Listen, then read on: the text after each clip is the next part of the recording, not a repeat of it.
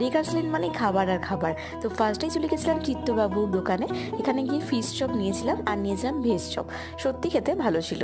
তারপর গেলাম এই জয়মা তারার অরুণদার দোকানে। উফ, এত ভিড় বাইরে, দেখেই যেন বোঝা যায় যে এটা কতটা ভাইরাল দোকানটা। তো তারপর এখানে আমরা অরুণদার কাছে গিয়ে আমরা অর্ডার দিয়ে ফেললাম।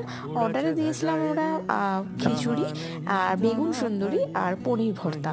তো নেওয়ার পর এখানটা থেকে দেখো এত ভিড়ের মধ্যে আমাদের ওখানে দাঁড়িয়ে খেতে হয়েছিল। তো এখানে ফার্স্টে দেখতেই পাচ্ছ প্রচুর কোয়ান্টিটিতে দিয়েছে। এখানে খিচুড়ির মধ্যে কিন্তু পনির, এদিকে আলু আর এদিকে গাজরও খুব অনেকটা পরিমাণ করেই ছিল। আর এদিকটাতে তোমার একটা মিক্স ভেজ দিয়েছিল, এটার মধ্যে আলু, পালং শাক, শীতকালীন সবজি কিছু ছিল। আর এখানে চাটনি পাঁপড়টা কমপ্লিমেন্টারি দিয়েছিল সবাইকেই। আর এখানে দিয়েছিল পনির ভর্তা, এটার টেস্টটা জাস্ট অসাম ছিল। আমি প্রথমবার এটা ট্রাই করলাম, আমার তো খুবই ভালো লেগেছে। তোমরা কে কে এখানে খাবার ট্রাই করেছো কমেন্টে